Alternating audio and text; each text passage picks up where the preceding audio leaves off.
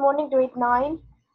So today we are having By the Words of Babylon, the part that we have not read yet. We stopped at some paragraph like 11 or 12, I guess. So before we continue reading, I would like to give you a little bit of the preview of what we had read last week and uh, how was the introduction of the story. So it is By the Waters of Babylon, written by Stephen Vincent. As you know, that it was written after, uh, like, uh, d- uh, it was written after a devastating bombing of Guernica in Spain. So Stephen Vincent published this story in 1937 after the devastating bombing of Guernica in Spain, in which hundreds of defenseless civilians were killed. And during this time, people were afraid of increasingly destructive power of modern weaponry. So a few short years after this story was published, World War II would erupt. So that's how the story was set. Okay, that's the background of the story. So we are reading actually about a story about of a boy who's son of a priest. And what kind of faith they have, what kind of beliefs they have, and what are they in search of. So just to look at the vocab again for shortly, briefly, like purified meant to clean or purify by removing harmful or unwanted materials. Bait was the past tense of bid, which means to request. Then stern was something that was strict and severe. Fasting was something intentionally not eating, often for religious, like what we do in Ramadan, in the month of Ramadan. Then we had customs that were traditions. We had someone that meant to order somebody or someone to come to a place. Usually it is done by the court or the judge. Okay, so we read that part. We read till here. So we saw that if I read the last 2, 3 paragraphs, so we will know what was happening at that time. He asked me how the gods were dressed, and I told him how they were dressed. We know how they were dressed from the book, but I saw them as if they were before me. When I had finished, he threw the sticks 3 times and studied them as they fell. This is a very strong dream, he said. It may eat you up. So this is the time when this boy, he actually had a dream, and he told his father about his dream, and they kind of predicted something. They kind of foreshadowed something, like what is going to happen to him. So that these are the words of his father, that this is a very strong dream. He said, it may eat you up. I'm not afraid, I said, and looked at him with both eyes. My voice sounded thin in my ears, but that was because of the smoke. Okay, so here we go. He touched me on the breast and the forehead. He gave me the bow and the 3 arrows. Take them, he said. It is forbidden to travel east. It is forbidden to cross the river. It is forbidden to go to the place of the gods. All things are forbidden. All these things are forbidden, I said, but it was my voice that spoke and not my spirit. He looked at me again. My son, he said, once I had young dreams. If your dreams do not eat you up, you may be a great priest. If they eat you, you are still my son. Now go on your journey. So here they are actually, the father, especially the father is actually telling his son to go on this journey, because his dream reveals that he is going to that he is actually eligible for that kind of journey, and something is going to happen to him, something that will change him or transform him, or maybe he will find a treasure. I went fasting as in the law. My body hurt, but not my heart. When the dawn came, I was out of sight of the village. I prayed and purified myself, waiting for a sign. That sign was an eagle. It flew east. Now, these are their beliefs. These are their spiritual beliefs. Their kind of their customs, you can say. Sometimes signs are sent by bad spirits. I waited again on the flat rock, fasting, taking no food. I was very still. I could feel the sky above me and the earth beneath. I waited till the sun was beginning to sink.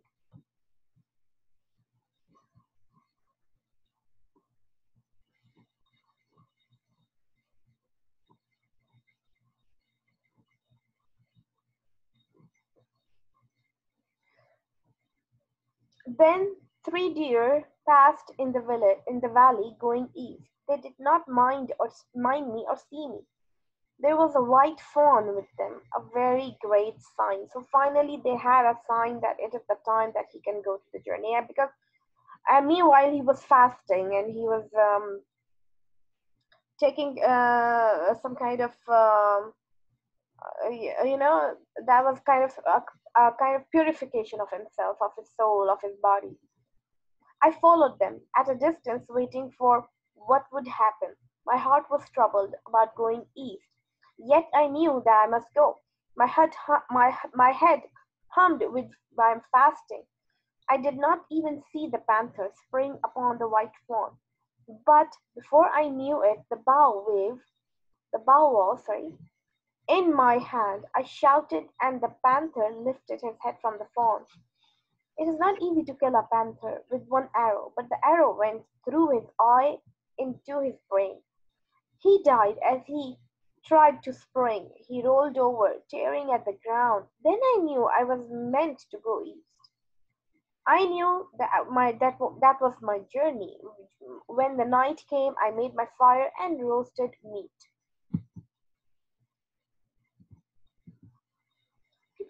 People are afraid of them, but I'm not. Once I made my fire on the edge of a dead place at night. Next morning, in the dead house, I found a good knife.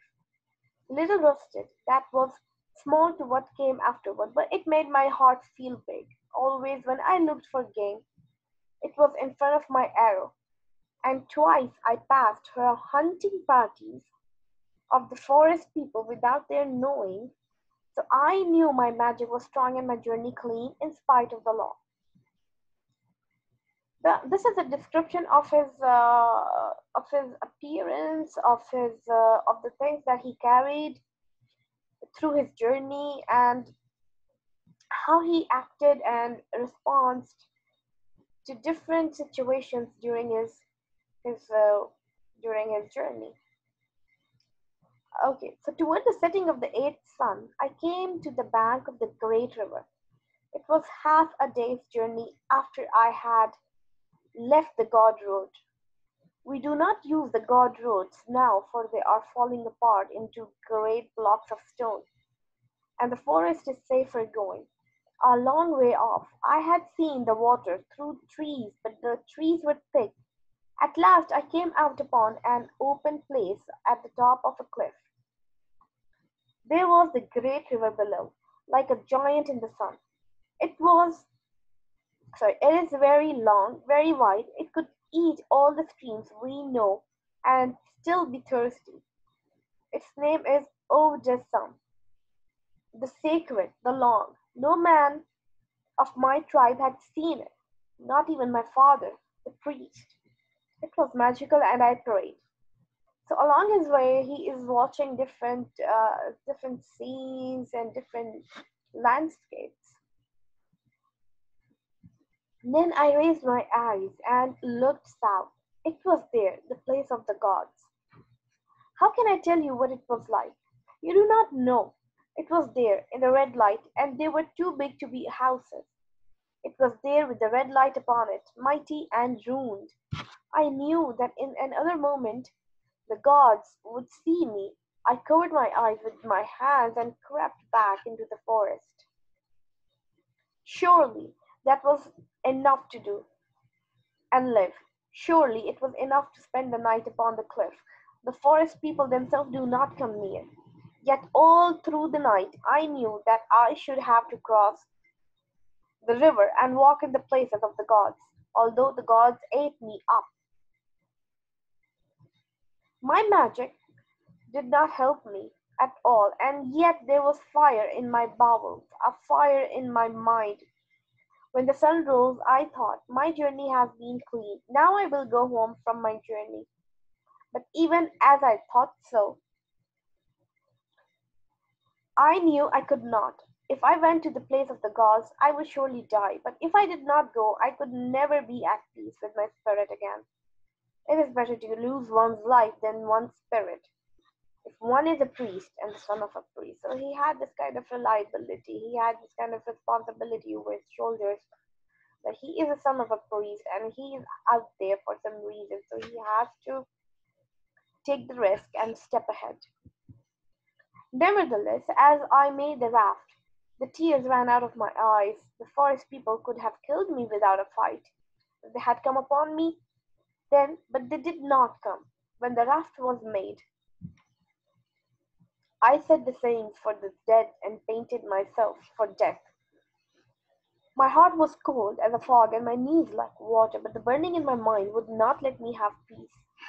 As I pushed the raft from the shore, I began my death song. I had the right. It was a fine song. I am John, son of John. I sang. My people are the hill people. They are the men. I go into the dead places, but I am not slain. I take the metal from the dead places, but I am not blasted. I travel upon the god roads, and I am not afraid. Yeah, I have killed the panther. I have killed the fawn. Yeah, I have come to the great river. No man has come there before. So this is how he was singing his song or chanting while he was entering. It is forbidden to go east, but I have gone. Forbidden to go on the great river, but I am there. Open your hearts, your spirits, and hear my song. Now I go to the place of the gods. I shall not return. My body is painted for death, and my limbs weak, but my heart is big as I go to the place of the gods. All the same, when I came to the place of the gods, I was afraid, afraid. The current of the great river is very strong. It gripped my raft with its hand. That was magic, for the river itself is wide and calm. I could feel evil spirits about me in the bright morning. I could feel their breath on my neck as I was swept down the stream. I never have I been so much alone. I tried to think of my knowledge, but it was squirrel's heap of winter nuts.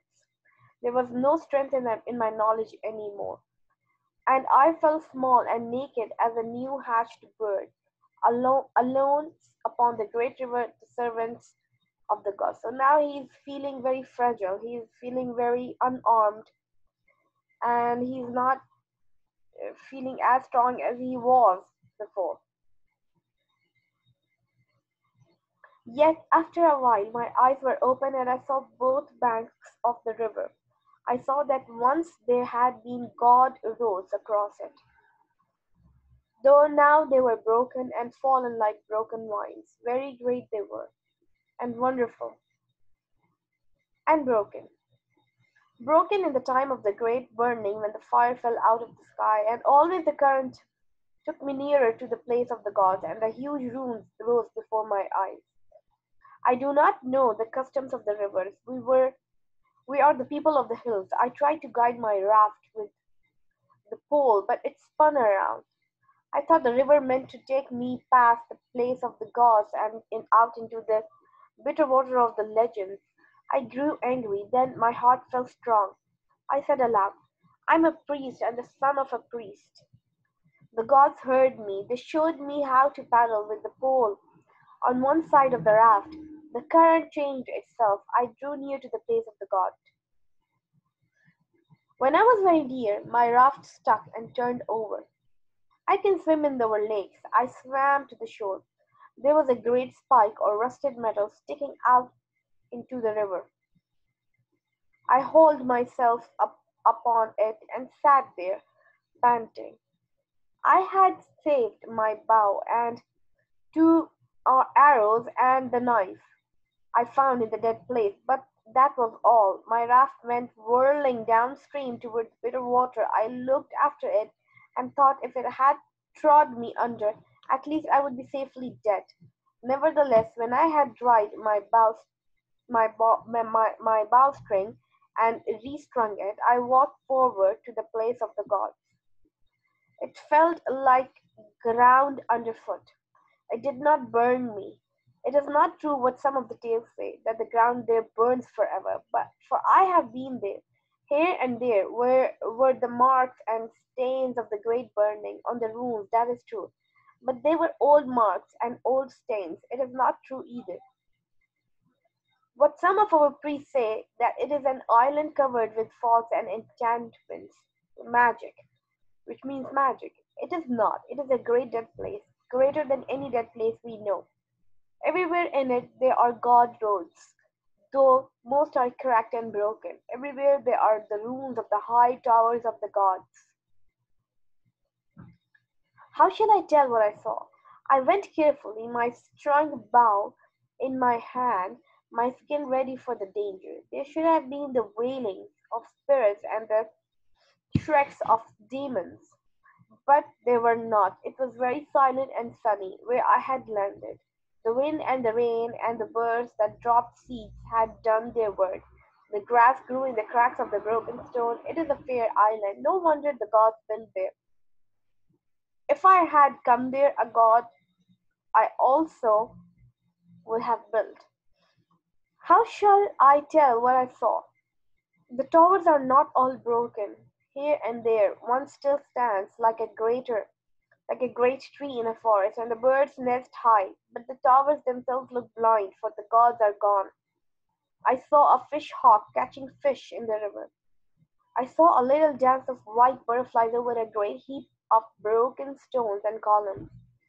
I went there and looked about me. There was a carved stone with cut letters broken in half. I can read letters, but I could not understand these. They said, up trees, and there was also the shattered image of a man or a god. It had been made of white stone, and he wore his hair tied back like a woman's.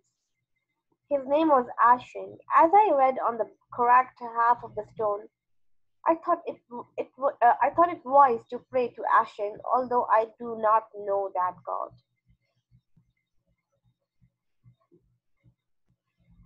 So, girls, I want you to wonder about it. Like, I want you to think what's happening to him. Is he actually seeing some gods, or is he seeing just the ruins of a dam of the place that was once bombed or something like that? And he's considering everything as a sign of God. How shall I tell what I saw? There was no smell of man left on stone or metal. Nor were there many trees in that wilderness of stone. There are many pigeons nesting and dropping in the towers. The gods must have loved them, or perhaps they used them for sacrifices. There are wild cats that roam the gods' roads, green-eyed, unafraid of man. At night they wail like demons, but they are not demons. The wild dogs are more dangerous, for they hunt in a pack. But them I did not meet till later. Everywhere there are the carved stones, carved with magical numbers of words. I went north. I did not try to hide myself. When a god or a demon saw me, then I would die. But meanwhile I was no longer afraid. My hunger for knowledge burned in me. There was so much I could not understand. After a while I knew that my belly was hungry. I could have hunted for my meat, but I did not hunt. It is known that the gods did not hunt as we do. They got their food from enchanted boxes and jars. Oh my god. Sometimes these are still found in the dead places once. When I was a child and foolish, I opened such a jar and tasted it and found the food sweet, but my father found out and punished me for it strictly. For often that food is death. Now, though I had long gone past what was forbidden, and I entered the likeliest towers, looking for the food of the gods.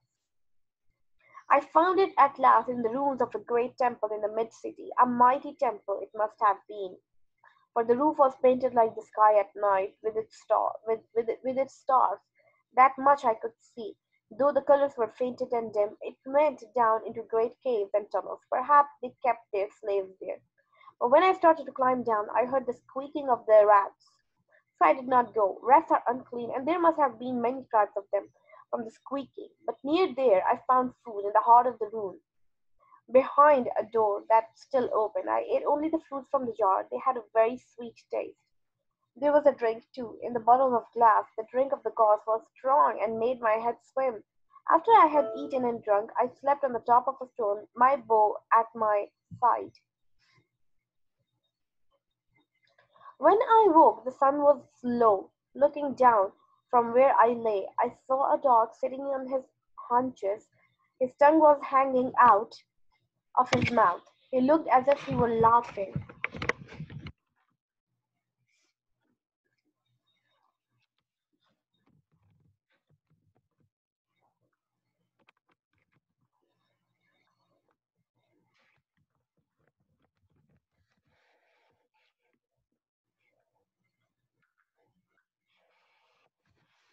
He looked as if he were laughing. He was a big dog with gray-brown coat, as big as a wolf. I sprang up, means I jumped up, I ran up, and shouted at him. But he did not move. He just sat there as if he were laughing. I did not like that. When I reached for a stone to throw, he moved swiftly out of the way of the stone. He was not afraid of me. He looked at me as if I were the meat. No doubt I could have killed him with an arrow, but I did not know if there were others. Moreover, night was falling.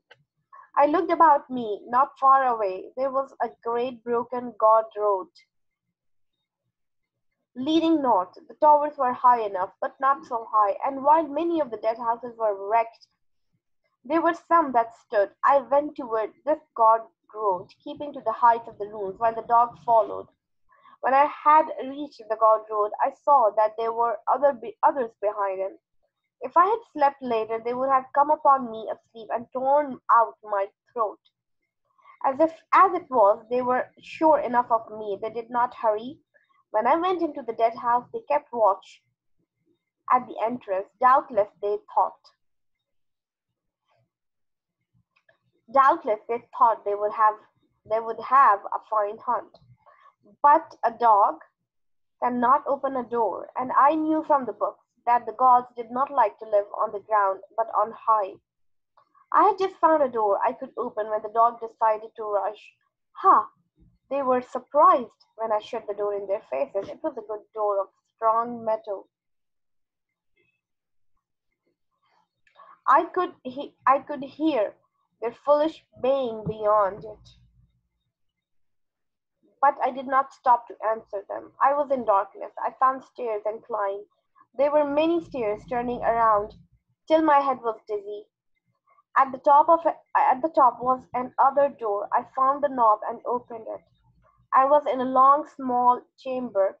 On one side of it was a bronze door that could not be opened, for it had no handle. Perhaps there was a magic word to open it, but I did not have the word. I turned to the door in the opposite side of the wall. The lock of it was broken, and I opened it and went in. Within there was a place of great riches. The god who lived there must have been a powerful god. The first room was a small anteroom. I waited there for some time, telling the spirits of the place that I came in peace and not as a robber. When it seemed to me that they had time to hear me, I went on. Ah, what riches! Few, even of the windows, had been broken. It was all as it had been. The great windows that looked over the city had not been broken at all, though they were dusty and streaked with many ears. There were coverings on the floors, the colors not greatly faded, and the chairs were soft and deep. There were pictures upon the walls, very strange, very wonderful. I remember one of a bunch of flowers in a jar.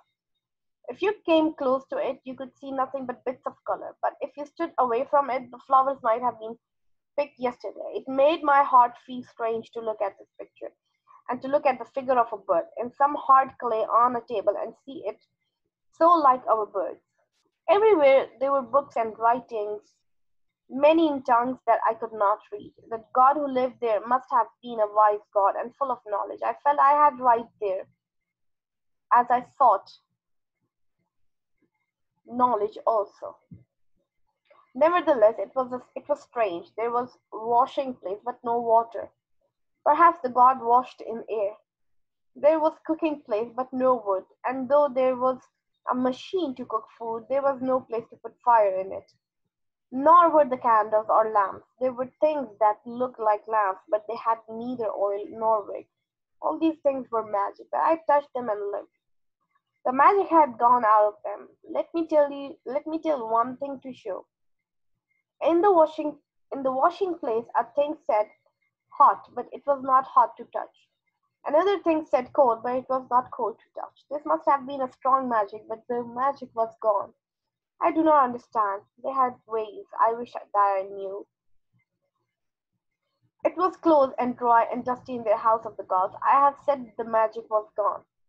But that is not true. If it had gone from the magic things, but it had gone from the magic thing, but it had not gone from the place.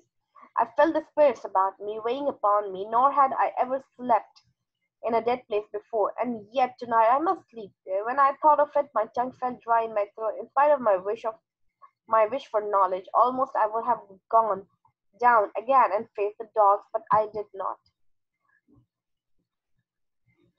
I had not gone through all the rooms when the darkness fell. When it fell, I went back to the big room, looking over the city, and made fire. There was a place to make fire, and a box with wood in it. Though I do not think they cooked there, I wrapped myself in a floor covering and slept in front of the fire. I was very tired. Now I tell what is very strong measure. I woke in the midst of the night. When I woke, the fire had gone out and I was cold. It seemed to me that all around me there were whisperings and voices. I closed my eyes to shut them out. Some people say that I slept again, but I do not think that I slept. I could feel the spirits drawing my spirit out of my body as a fish is drawn on a line. Why should I lie about it? I'm a priest and the son of a priest. If there are spirits, as they say, in the small dead places near us, what spirits must there not be in that great place of the gods? And would not they wish to speak? After such long years, I know that I felt myself drawn as a fish is drawn on a line. I had stepped out of my body. I could see my body asleep in front of the cold fire, but it was not. I was drawn to look out upon the city of the gods. It should have been dark, for it was night, but it was not dark. Everywhere there were lights, lines of light, circles and blurs of light. 10,000 torches would not have been the same. The sky itself was alight. You could barely see the stars for the glow in the sky. I thought to myself, this is strong magic, and trembled. There was a roaring in my ears like the rushing of rivers. Then my eyes grew used to the light and my ears to the sound. I knew that I was seeing the city as it had been when the gods were alive. That was a sight indeed. Yes, that was a sight. I could not have seen it in the body. My body would have died. Everywhere went the gods on foot and in chariots. There were gods beyond number and counting, and their chariots blocked the street. They had turned night to day for their pleasure. They did not sleep with the sun. The noise of their coming and going was the noise of many waters. It was magic what they could do. It was magic what they did. I looked out of another window. The great vines of their bridges were mended, and the god roads went east and west. Restless, restless were the gods, and always in motion. They burrowed tunnels under rivers. They flew in the air with unbelievable tools. They did giant works. No part of the earth was saved from them. For if they wished for a thing, they summoned it from the other side of the world. And always as they labored and rested, as they feasted and made love, there was a drum in their ears, the pulse of the giant city beating and beating like a man's heart. Were they happy? What is happiness to the gods? They were great, they were mighty, they were wonderful and terrible. As I looked upon them, their magic, I felt like a child, but a little more. It seemed to me that, and they would pull down the moon from the sky. I saw them with wisdom beyond wisdom and knowledge beyond knowledge, and yet not all they did was well done. Even I could see that, and yet their wisdom could not but grow until all was peace. Then I saw their fate come upon them, and that was terrible past speech. It came upon them as they walked the streets of their city. I have been in the fights with the forest people. I've seen men die, but this was not like that. When gods war with gods, they use weapons. We do not know. It was fire falling out of the sky and the mist that poisoned. It was the time of the great burning and destruction. They ran about like ants in the streets of their city. Poor gods, poor gods. Then the towers began to fall. A few escaped. Yes, a few. The legends tell it. But even after the city had become a dead place for many years, the poison was still in the ground. I saw it happen. I saw the last of them die. It was darkness over the broken city, and I wept.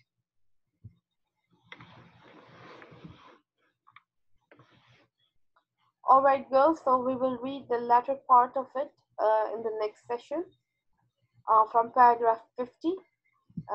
So I will just wait for you in the next session and we will read the next part and we'll solve the worksheet.